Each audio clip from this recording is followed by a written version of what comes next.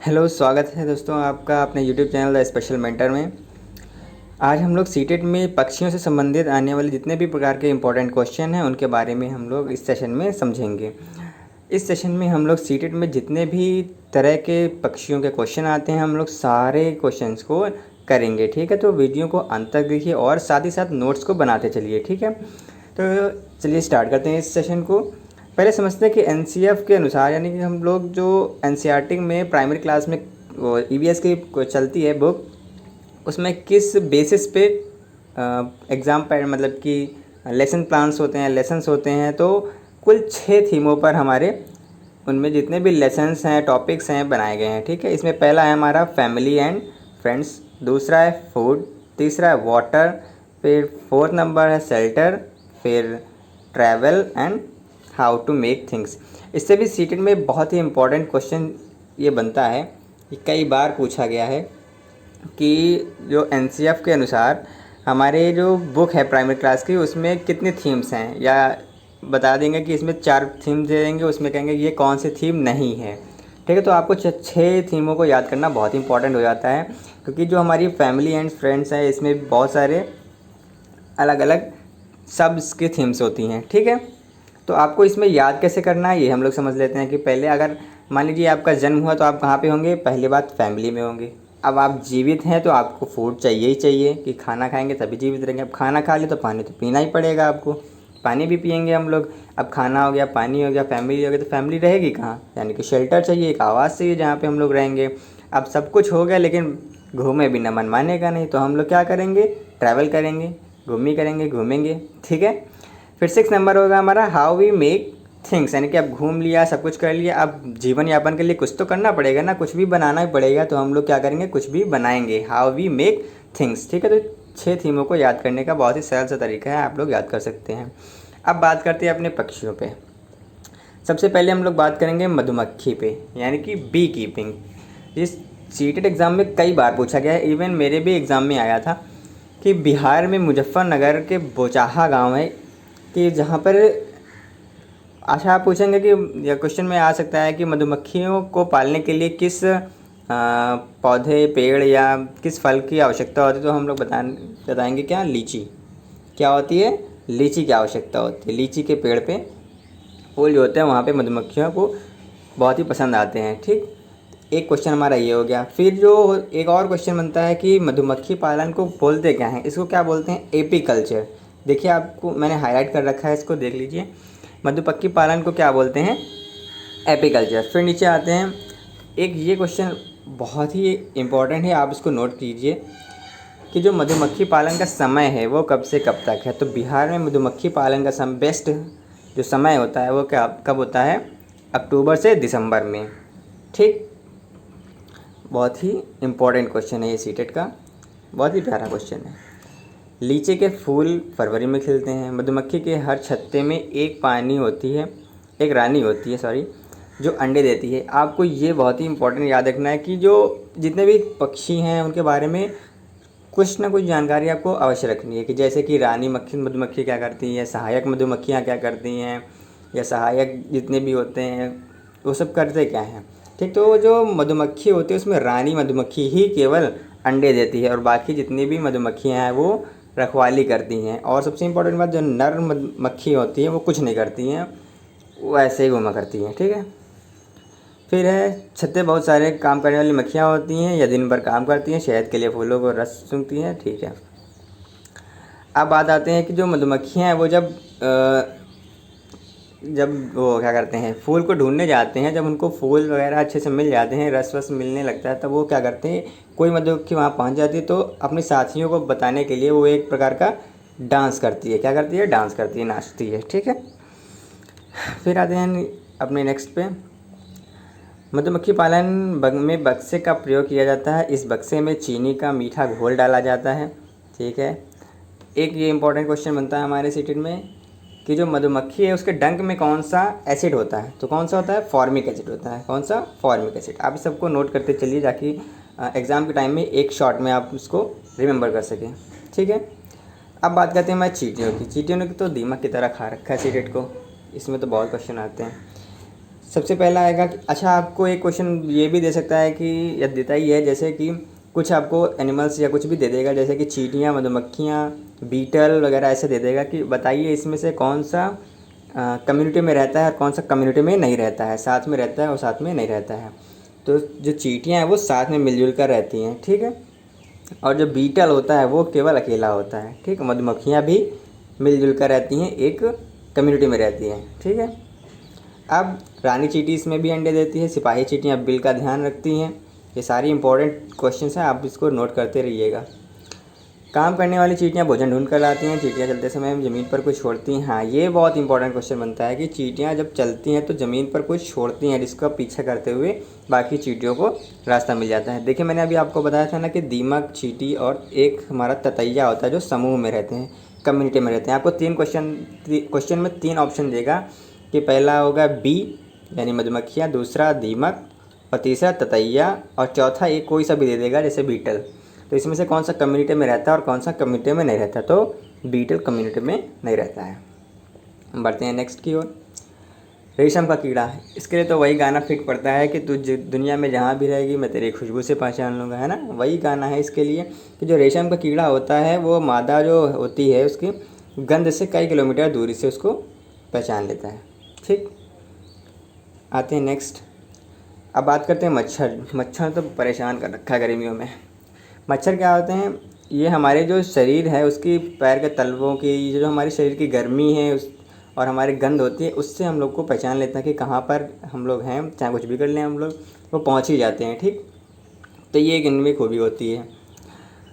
मच्छर जो है पानी में अंडे देते हैं, उनका लार्वा जो है पानी पे तैरता रहता है, ठीक है। तो उसको मारने के लिए हम लोग क्या करते हैं, उसमें कोई समय मिट्टी का तेल या कुछ भी डाल देते हैं, केरोसिन वगैरह, जिससे क्या होता है जो पानी का सरफेस टेंशन है वो कम हो जाता है और उनके जो लार्वा है पानी में डूब जाते हैं, जिससे जो ऑक्सीजन उनको मिल रही थी वो नहीं मिलती और लार्वा मर जाता है, जिससे मच्छर ख़त्म हो जाते हैं। तो ये एक बहुत इंपॉर्टेंट क्वेश्चन होता है कि पानी में क्या डालने से लार्वा डूब जाता है या मच्छर मर जाते हैं, तो ये एक क्वेश्चन बनता है। दूसरा क्या है, डेंगू, मलेरिया, चिकनगुनिया। और ये एक बहुत इंपॉर्टेंट क्वेश्चन होगा कि कुछ आपको डिजीज़ दे देगा जैसे डेंगू, मलेरिया, चिकनगुनिया, टाइफाइड या कुछ भी दे देगा कि इनमें से बताइए मच्छरों से होने वाली बीमारियां कौन सी हैं। तो आपको ये तीनों याद रखनी है जो काम आएंगी आपके। पहला कौन सा है, डेंगू, मलेरिया, फिर चिकनगुनिया। ये तीनों मच्छरों से होते हैं, ठीक। रुके हुए पानी में या इकट्ठे हुए पानी में मलेरिया के कुछ मच्छर पैदा होते हैं। इसलिए मच्छरों के प्रजनन को रोकने के लिए पानी में तेल डालना उचित होता है। जैसे मैंने बताया आपको, सरफेस टेंशन कम हो जाता है और ऑक्सीजन सही से नहीं मिलती है और मच्छर का जो लार्वा होता है वो पानी में डूब जाता है। अब बात करते हैं डॉग की। कुत्ता क्या करता है, जो यानी कि जो कैट फैमिली के होते हैं या कुत्ते हैं, वो क्या करते हैं अपने जो मल मूत्र है यानी कि यूरिनेशन वगैरह है उसको अपने इलाकों को सुनिश्चित करने के लिए कि ये यहाँ से इस रेंज तक मेरा इलाका, तो उसको अपने यूरिनेशन से कंफर्म करते हैं, ठीक है, कि इस यहाँ से इस रेंज तक मेरा इलाका होता है। तो ये आपको इम्पोर्टेंट है, याद रखना है। आगे बढ़ते हैं। चूहा जो है उसको देखने की क्षमता कम होती है और लेकिन उसके छूने और सूंघने और टेस्ट करने की क्षमता बहुत ज़्यादा होती है। अब बात करते हैं उल्लू। उल्लू ने तो हमारे सीटेट को उल्लू बना रखा है। बहुत ही इंपॉर्टेंट क्वेश्चन इसी से पूछा जाता है कि ऐसा कौन सा पक्षी है जो अपनी गर्दन को 360 डिग्री या फिर कहीं कहीं 280 डिग्री दिया होता है, यानी या कहीं दे देता है कि कुछ ज़्यादा हद तक कौन सा पक्षी हमारे अपनी गर्दन को मोड़ सकता है, तो घुमा सकता है, तो वो कौन सा है, उल्लू। कौन सा है, उल्लू। और ये रात में भी अक्सर आता है, अक्सर सभी लोग जानते हैं, ठीक है। फिर एक नया क्या है, एक इसमें इम्पॉर्टेंट क्वेश्चन बनता है कि मैना जो होती है वो अपनी गर्दन को झटके से आगे करती है। ये दोनों बहुत ही इंपॉर्टेंट क्वेश्चन बनते हैं हमारे सीटेट के लिए कि कौन सा पक्षी पूरी गर्दन को घुमा लेता है, अपनी ज़्यादा गर्दन घुमा सकता है, और कौन सा पक्षी झटके के साथ गर्दन को घुमाता है। तो कौन सा घुमा लेता है, उल्लू पूरा घुमा लेता है, और जो मैना है वो झटके के साथ घुमाती है या आगे करती है, ठीक। अब बात करते हैं चील, बाज और गिद्ध। ये तो बहुत फेवरेट क्वेश्चन है सीटेट या सीबीएसई का कि वो पूछता है कि किन पक्षियों की जो देखने की क्षमता है वो 4 गुनी होती है। तो आपको ऑप्शन दे देगा उसमें से इन तीनों की जो देखने की क्षमता है वो काफ़ी ज़्यादा होती है, यानी कि 4 गुना होती है। ये बहुत आपको याद रखना है, ठीक। अब एक क्वेश्चन बनता है कि किस पक्षी की पूंछ जो खांचेदार होती है, या आपको एक ऐसे क्वेश्चन दे देगा कि एक पक्षी है जिसकी पूंछ खांचेदार है और उसके देखने की क्षमता 4 गुनी है हम लोगों से, तो वो कौन सा पक्षी होगा? चील। कौन सा होगा? चील। तो आपको ये याद रखना है। नेक्स्ट आते हैं जो गिद्ध है यानी कि वल्चर है, ये जो मरे हुए जानवरों को खाता है यानी कि साफ़ सफाई का काम करता है। ठीक, आपको ये याद रखना है, बहुत इंपॉर्टेंट क्वेश्चन है ये, मेरे भी सीटेट में आया हुआ है क्वेश्चन।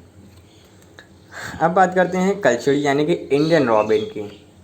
इंडियन रॉबिन की विशेषता क्या है? जो सड़क के किनारे पत्थर होते हैं वहाँ पर अपना घोंसला बनाती है। आपको यही आप बस याद रखना कि ऐसा कौन सा पक्षी है जो सड़क के किनारे पत्थरों पे अपना घोंसला बनाता है, तो कौन है? Indian robin, कलचुड़ी।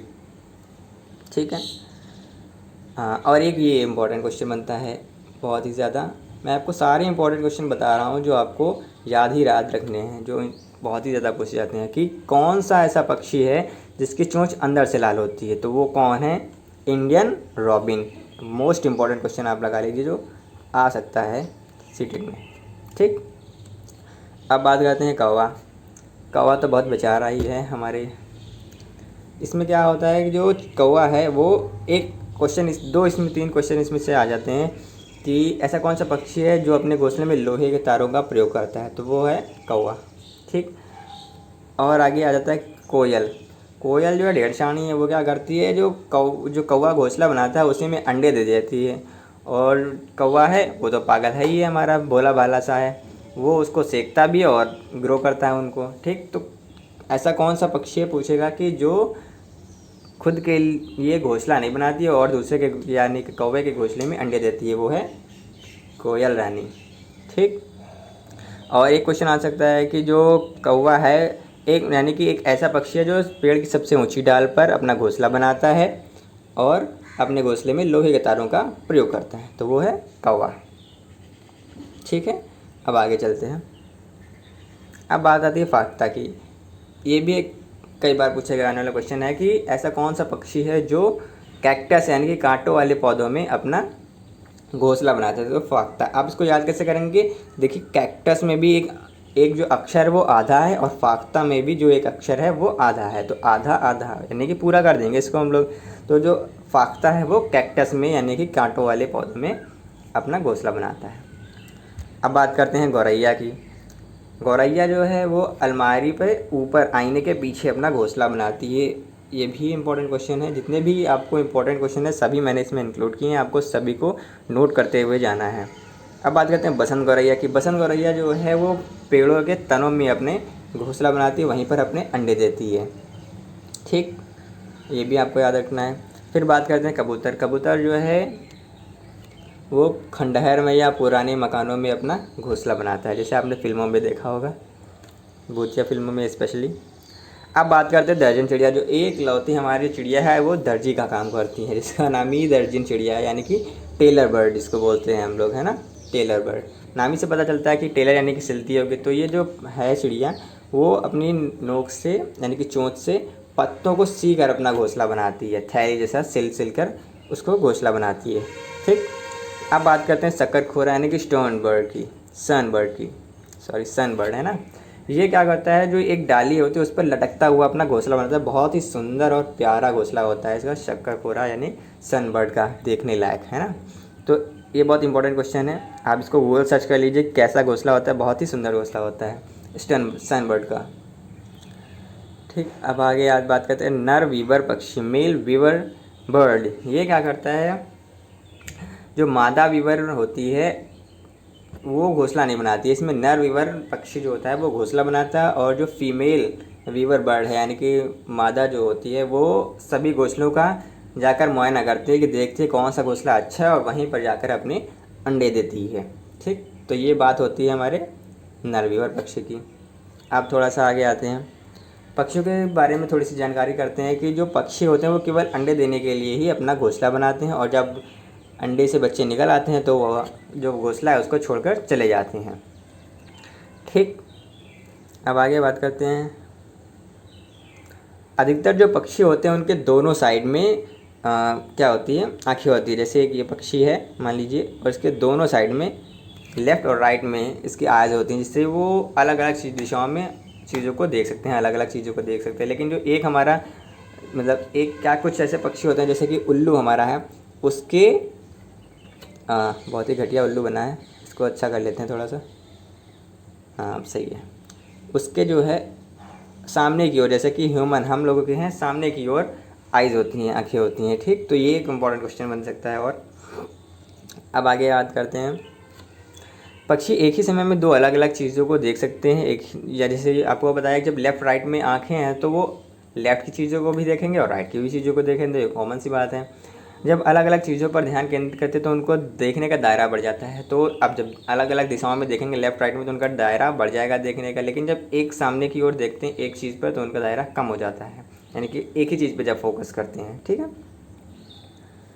अब आते हैं, बात करते हैं, ज़्यादातर पक्षी की आँखों की पुतलियाँ घूमती नहीं हैं, वो अपने गर्दन को घुमाकर बात करते हैं। आपको जब पक्षियों से क्वेश्चन आएगा तो उसमें पक्षियों की विशेषताएं दे दी जाएंगी। इसमें से एक विशेषता ये भी दी जाएगी कि जो पक्षी हैं उनकी पुतलियाँ, आँखों की पुतलियाँ घूमती नहीं हैं, वो गर्दन को घुमाकर देखते हैं आसपास को ना। पक्षियों के पंख उन्हें उड़ने में मदद करते हैं। पक्षियों के जो पंख अलग से नहीं आए, वो उनके हाथ ही होते हैं, उनके पंख है ना, वही जो पंख जो हाथ हैं उनके पंखों में डेवलप्ड हो गए हैं, ठीक। और जो पक्षियों के पंख हैं उन्हें उड़ने में मदद करते हैं और गर्माहट देते हैं, और नए पंख आने पर पुराने पंख झड़ जाते हैं। कुछ पक्षी अलग अलग खतरों के लिए अलग अलग आवाज़ें निकालते हैं, जैसे उड़कर आने वाले दुश्मन के लिए अलग, चल कर आने वाले के लिए अलग, इसीलिए अलग अलग आवाज़ें निकालते हैं ना पक्षियों के। ये एक इम्पॉर्टेंट क्वेश्चन है, इसको आप नोट कर लीजिए। जो पक्षियों के हैं वो कान एक छेद के रूप में, जैसे एक हमारा हो गया पक्षी हो गया, स्नेक हो गया, और स्नेक नहीं, पक्षी हो गया और छिपकली हो गई। इस तरह के जो जानवर हैं उनमें क्या होते हैं, जो हम वो उनके कान होते हैं वो एक होल के टाइप में होते हैं, छेद के रूप में होते हैं। बाहर कान नहीं दिखाई देते हैं, वो छेद के रूप में होते हैं, जो कि उनके पंखों से या ऐसे ही ढके हुए होते हैं, ठीक। तो ये एक इम्पॉर्टेंट क्वेश्चन है। जितने भी आपको सीटेट में पक्षियों से संबंधित आने वाले क्वेश्चन है मैंने सारे आपको करा दिए हैं। उम्मीद है आप लोगों ने नोट कर लिया होगा। अगर आपको सेशन अच्छा लगा है, वीडियो इन्फॉर्मेटिव लगी है, तो आप इसको लाइक शेयर कर लीजिए और चैनल को सब्सक्राइब कर लीजिए, जिससे आपको अच्छे जानकारियाँ जितने भी इंपॉर्टेंट क्वेश्चन हैं सीटेट के लिए आपको समय से मिलते रहें, ठीक है। मिलते हैं अपनी नेक्स्ट वीडियो में, तब तक के लिए बाय बाय और चैनल को सब्सक्राइब कर लीजिए।